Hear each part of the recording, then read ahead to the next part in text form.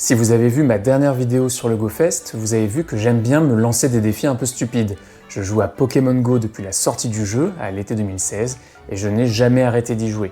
Tous les jours, depuis cette date. Pour continuer à entretenir la flamme, il faut bien trouver de nouveaux objectifs et de nouveaux défis à relever.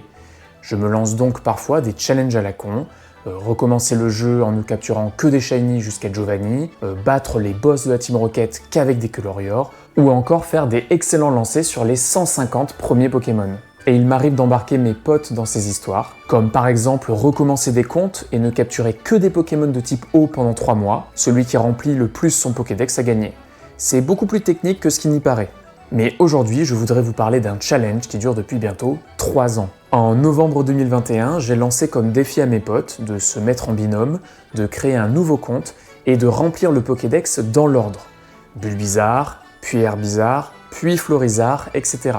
L'équipe qui, au 31 décembre, est allée le plus loin, remporte le challenge. Je me suis donc mis en binôme avec Nams, c'est avec lui qu'on a fait le défi des 150 excellents lancers.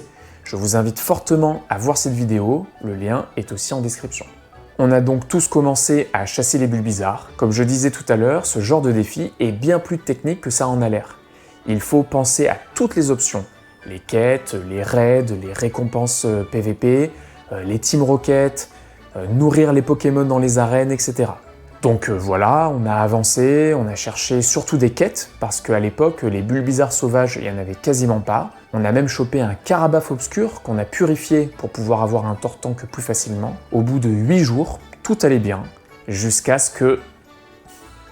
Ouais, le plus dur dans ces challenges, ce sont nos habitudes. Ça fait des années qu'on capture des milliers de Pokémon, et la mémoire musculaire peut nous piéger très rapidement. J'ai capturé un Tiplouf dans un moment d'inattention. Ce qui a foiré le challenge, on a donc dû tout recommencer. Sur le coup, j'étais vraiment deg. Mais au final, toutes les équipes se sont foirées elles aussi à un moment ou un autre. Et ça pour tous les challenges de ce style qu'on a pu faire ces dernières années. Ça, par exemple, c'est quand j'ai loupé le challenge où il ne fallait capturer que des Pokémon de type eau pendant 3 mois. Beaucoup trop l'habitude de faire des Team Rocket et de les capturer. Cette erreur m'est arrivée 2 fois. Ou la fois où, par réflexe, j'ai lancé un œuf à incuber. On a dû continuer le challenge, mais sans pouvoir marcher. Parce que si l'œuf est clos, il y a peu de chances que ça éclot un Pokémon dont on a besoin. Bref, après l'incident Tiplouf, on a relancé un nouveau compte le 16 novembre 2021. À la fin du mois, nous étions à Nidoran quand on s'est rendu compte que ne pas récupérer la récompense dans le carton hebdomadaire bloquait complètement toutes les quêtes. C'était donc une nouvelle difficulté qui va s'avérer d'autant plus handicapante pour la suite. Le 8 décembre, nous étions à Fenard. Puis, impossible de trouver un Rondoudou. Il ne popait pas du tout en sauvage. Il n'était que dans les quêtes. Mais bon, on ne pouvait plus en faire. Le 31 décembre, fin du challenge, on était toujours à Rondoudou. Nous avons donc terminé 2e. On voit notre courbe en bleu et on voit qu'on est resté bloqué sur Rondoudou sur toute la fin. Mais après cette date limite du 31 décembre 2021, moi j'ai décidé de continuer ce défi en essayant d'aller le plus loin possible. J'aimais bien l'idée. Ça fait donc maintenant plus de 2 ans que j'essaye de remplir ce Pokédex dans l'ordre, petit à petit. Un des points importants est le stock de super bonbons, principalement en faisant des raids. D'ailleurs, voici une petite compilation de shiny de raids que je n'ai pas pu capturer. Mais on rencontre surtout beaucoup de difficultés. Déjà les métamorphes, puis les Zorua, qui ont aussi fait leur apparition depuis. Ces 2 Pokémon ont mis fin à plusieurs challenges de mes potes et moi. Il faut sans cesse réfléchir à ce qu'on est en train de capturer. Autre difficulté, les Pokémon régionaux. Parce que aller faire un tour du monde juste pour aller choper un Canartichaud au Japon, un Kangourex en Australie et un Tauros en Amérique, juste pour ce challenge, ça serait un peu abusé. Quoique... Non, pour le coup, il y a moyen de les capturer sans se déplacer. Comme je disais au début, il faut utiliser tous les aspects du jeu. Et il y en a un bien utile, le parrainage. En parrainant ou en étant parrainé, on peut obtenir des super bonbons et des rencontres, notamment l'eau classe, qui peut être utile à un moment pour pas se prendre la tête. Mais surtout, Canartichaud de Galar, qui remplit magnifiquement la case du Pokédex numéro 83. Pas besoin d'aller au Japon capturer un Canartichaud de Kanto. Concernant Kangourex, il y a tout simplement Mega Kangourex, qui a fait son apparition dans le jeu. Il faut juste espérer qu'il revienne avant 5 ans. Et puis il y a Tauros, là aussi il va falloir attendre un peu, parce que Tauros a des formes de Paldea qui vont sûrement arriver un jour dans le jeu. et ça remplira très bien la case 128, en espérant que le timing sera bon et qu'on en sera là au moment où ils arriveront. Mais la principale difficulté sur ce compte reste les quêtes bloquées, comme je vous disais tout à l'heure. Et ça bloque vraiment tout, comme vous pouvez le voir. Puis, ayant commencé ce défi avant la sortie de l'encens quotidien, je ne peux même pas l'utiliser, je peux même pas le récupérer. Toutes les recherches spéciales sur les Pokémon de Kanto, c'est mort aussi. Et la quête qui donne Mew, alors déjà de base c'est extrêmement compliqué de la réussir dans le cadre d'un challenge comme celui-là, mais là elle est simplement bloquée, je peux pas avancer. On sera forcément bloqué à Mewtwo au maximum, on ne pourra pas aller plus loin. J'ai donc avancé petit à petit ces dernières années, avec souvent des paliers de plusieurs mois où je ne pouvais pas avancer, la saisonnalité des Pokémon n'aidant pas. Là, pour l'instant, j'ai capturé Sac de Nœuds, Pokémon numéro 114, le 10 mai dernier. Et pourquoi est-ce que je vous parle de tout ça aujourd'hui? Parce qu'aujourd'hui, 12 août 2024, c'est enfin le retour de Mega Kangourex.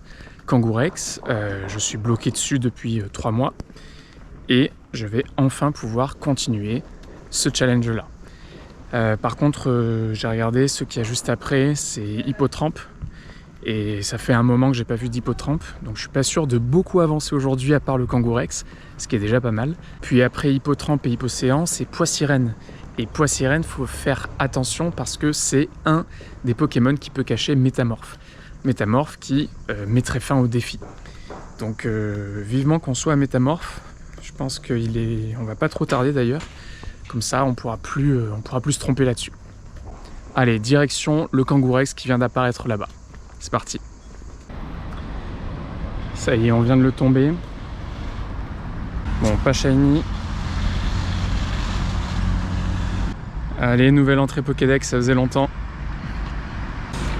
Kangourex dans le Pokédex. Numéro 115. 115 entrée Pokédex, on est bon. Bon allez, il fait 40 degrés, je rentre et je finis de vous parler de ce petit challenge.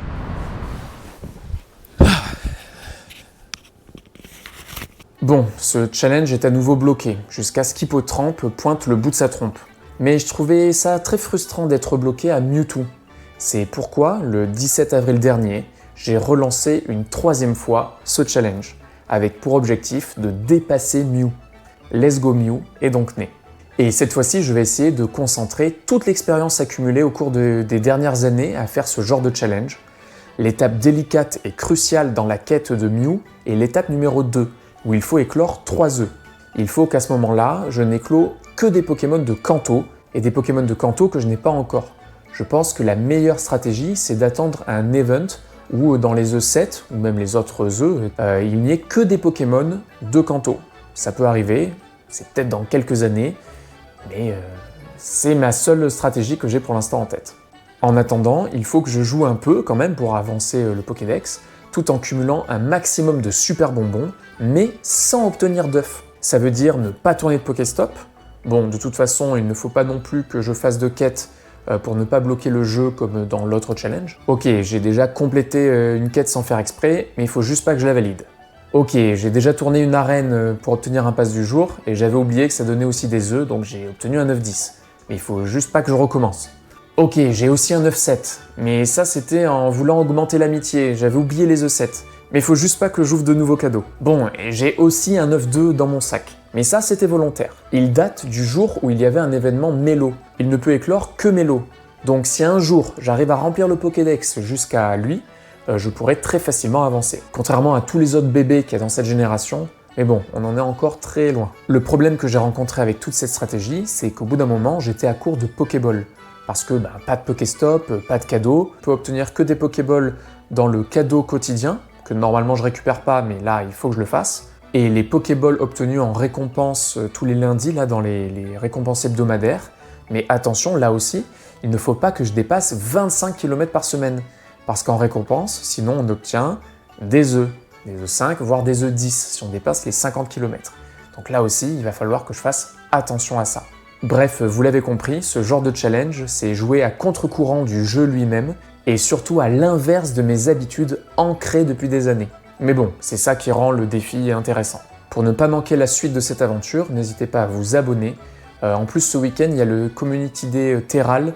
J'ai un autre défi à la con à vous proposer. Je vais faire une petite vidéo là-dessus. On se dit à ce week-end. À plus!